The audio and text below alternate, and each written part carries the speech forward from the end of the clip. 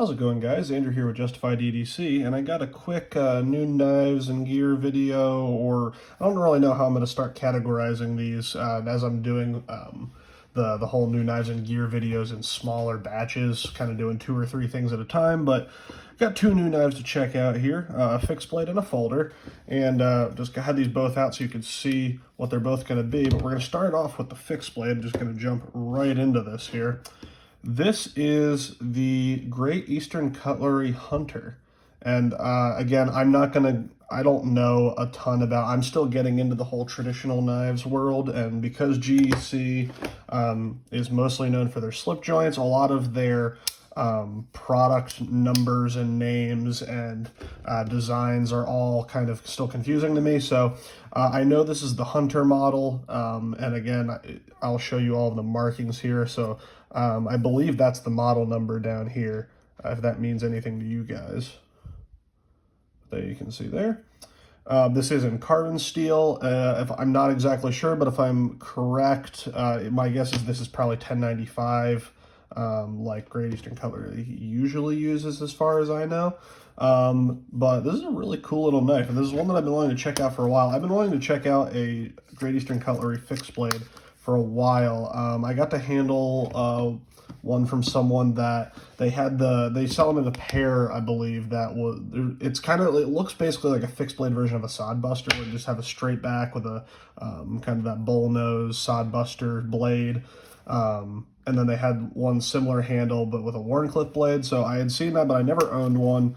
And shout out to Traditional, I think they're Traditional Pocket Knives on Instagram. I'll link their page in the description. I got this from them. And they do have another one similar to this with a different handle available if you're interested in this. But really cool clip point Bowie Hunter kind of shape. You can definitely tell this is styled after your traditional hunting knives, your skinning knives. And I'm just a sucker for a clip point, and doesn't that just look great? Sorry for all the goop on here. I was cutting stuff with this earlier, so the blade has a really nice polish on it, but again, it's getting messed up because I've been using it. But yeah, you got carbon steel blade. You have these real bone. I don't even know if these are antler or bone handles, but I know they are real. Got that cool acorn shield inlay there. Pin construction. I'll give you some specs here. We'll line this up. So you got just over a 3-inch blade. If you count the ricasso, you're pretty much right at 3.5 inches. And then your handle length is just under 3.5 inches. And that is pretty much my only gripe with this knife, is the handle. I wish it was just a tad longer. Either that or just a tad thicker. Just so it give you a little more to hang on to. I can get a full grip, and guys, again, I'm going to apologize. My hands are still not 100%. I'm getting surgery on them next week, so I can't grip things as fully. So I'll try to my best to kind of show you how these look in hand. But you can get a full grip on this. It's a little cramped, but you can get a full grip on this. But again, the intended use of this is kind of like a hunting, skinning knife. So you're mostly going to be using these in kind of your pinch grips. Like, I know when I'm skinning, I usually prefer to, especially when you're kind of just skinning it down. Again, I don't know all the technical terms. I'm not a professional hunter. I've hunted all my life, but it's not really my hobby anymore.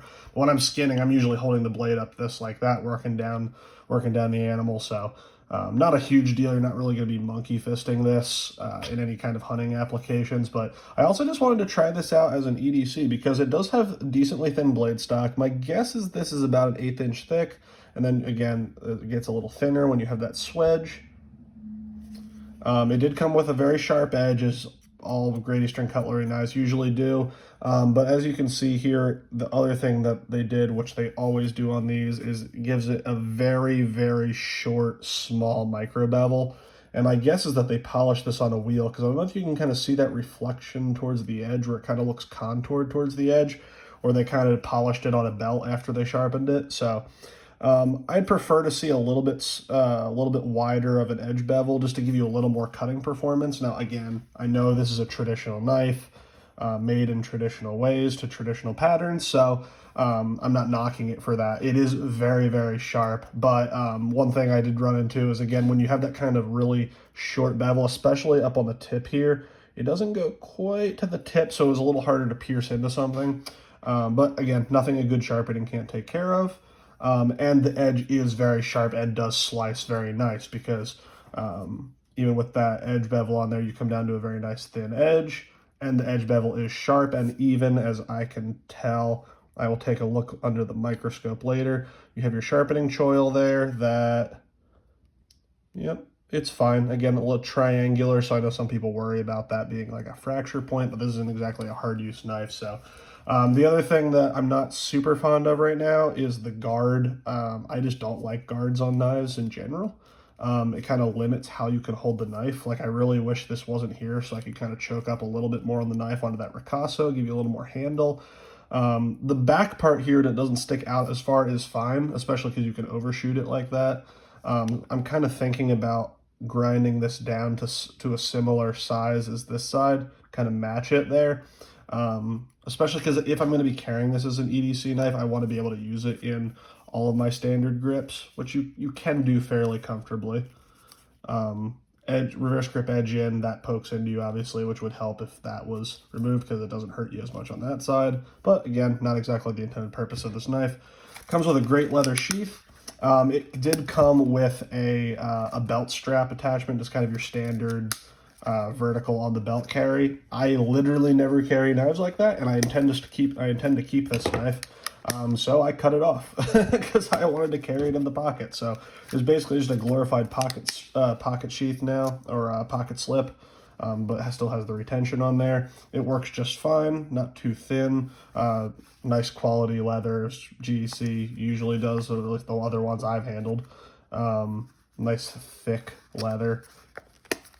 And yeah, knife comes in and out just fine. Not a whole lot to talk about on the sheath, but yeah, that's the GEC. So I will definitely be testing and carrying this more. If you guys want to see a full review on this, like I said, I intend to keep this around. I have a feeling this is going to stay in the collection for a good long while. So that's that. And the next thing we got here is something completely different, the complete opposite end of the spectrum. This is a Vero Engineering, and I'm going to grab the card here because I am very not familiar with this brand yet. The Vero Engineering Impulse Thin. So I know they have a couple different models out. They all look kind of similar. They all seem to be kind of just variations on a theme. Vero Engineering designs are very iconic. They all kind of have, you look at a knife and you know it was designed by them. So like I said, this is the Impulse Thin. And thank you to my buddy on Instagram that sent this over for me to check out. This is not my knife. This is just on loan to me to review, and then it'll be sent back. But it is the Impulse Thin. It's a first gen, so it's a first run. So again, anything that I find on this, it's a first run, so we'll see. But M390 blade, I'll have to look up what the HRC is on that to see if they're running it properly. And then the blade finish is belt satin. Looks like you can get a couple other blade finishes, and stone washed on the handle. So they do some micarta with liner locks instead of frame lock. They do a couple different kinds of finishes on the titanium, but really cool so far. So just to run you through this quick, you got this very subtle clip point M390 blade. Comes down to a fairly thin edge. Came stupid sharp out of the box. This slices very nicely. I believe I'm feeling the grind here. This is either a very thin flat grind or possibly hollow. I think it's still a flat grind, but it comes down to a nice thin edge. I do like the belt satin on there. Again, some of my fingerprints, but the belt satin does look very nice. You can see the stock thickness. I like how they hide their logo up here, so there's no billboarding on the blade. And again, down here, there's number 30. So this is the number 30 of the first production run. Action is insanely smooth, running on bearings. Titanium handles here. Big wide chamfers here. I don't even know if you really call this a chamfer because it only comes down to one side. There's no chamfer on the back. Well, there is a hair of a chamfer there, but there's very nicely milled titanium handles. Frame lock. Looks like you have a steel lock bar insert there, which is great. Is that an over travel stop? Yes, it is. So you have an over travel stop and a lock bar insert. Milled titanium clip, which the spring tension on this is not great. It's very loose. Fitting this in and out of the pocket, I'd be a little worried, especially with how heavy this knife is, which I'll grab the scale here to show you, but I'd worry with how heavy this knife is, having that little spring tension on there. Like you can see it barely takes any effort to lift up there. That it might fall out of the pocket. It's gonna weight on you here.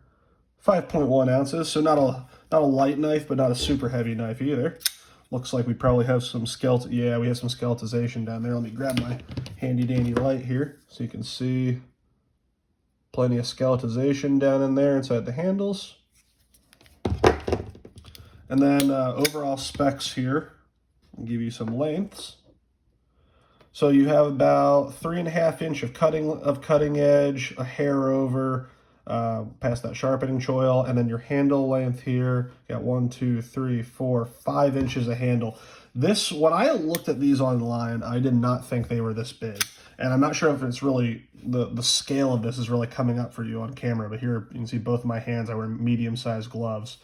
This is a large knife. I can choke all the way back here to the edge of the handle, and you can see how much handle is left there. But that cutout here gives you a nice place to rest your hand, and then the jimping sits nicely right on there if you want to choke back on it. Because the flipper is this kind of cutout style here, where there's no actual tab sticking out, which works very nicely, by the way. Your flipper tab is actually sitting recessed down here. So you have no stupid flipper tab sticking out and poking you. You can choke up on the knife then like that, get nice and close to the edge. And you can see how much handle is left there. So this is a fairly large knife. Overall, what are we coming in here at? About 8.5 inches, just a hair over 8.5 inches, closer to 9. So this is definitely a full-size knife. See if I can pull out some other full-size comparisons here for you. Here is the Spyderco Gale Bradley 2, which is still a little bit shorter. Here is the Emerson CQC 10, which overall is about the same size. Here is Emerson EX 100, which is a little bit shorter still. And let's see, what other larger knives can I bring out here? A lot of my folders are smaller these days. Here's the Cold Steel Crawford 1. And then I'll get some smaller stuff out here, just a size comparison. Here's the Emerson Elvia, your Spyderco Para 3, which is dwarfed by this thing. Here is your Spyderco Ikuchi. And let's grab a slip joint example, just because we were talking about GEC earlier. You know what? We'll use the infamous Tactile Knife Co.